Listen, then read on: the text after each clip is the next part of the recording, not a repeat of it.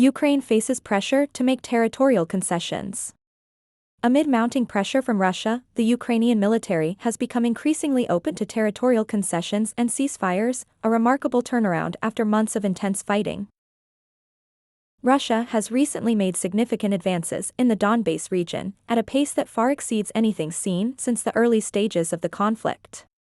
According to the Russian Defense Ministry, its forces have liberated more than a dozen settlements in the Donetsk and Kharkiv regions.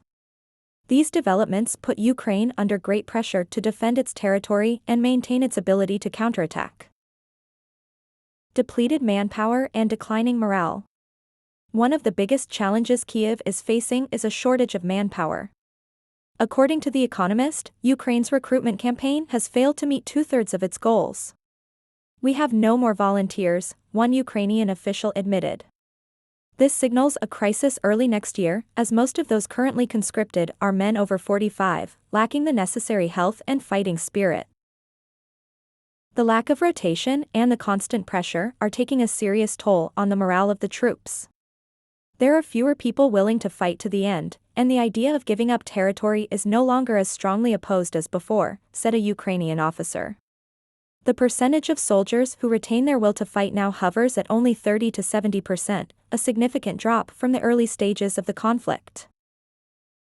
In late October, lawmaker Alexei Goncharenko announced that Kiev aims to recruit 160,000 more soldiers in the next 3 months to offset heavy losses and address the problem of deserters.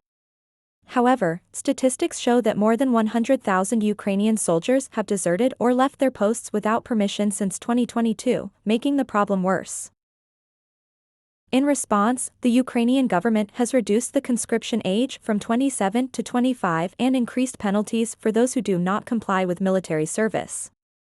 However, this has caused many conflicts between civilians and military recruiters. The clashes have been recorded and widely circulated on social media, fueling public discontent. Pressure from peace talks.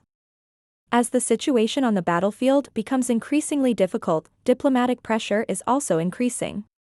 Moscow has declared its readiness to participate in peace talks, but stressed that any agreement must be based on a reality on the ground.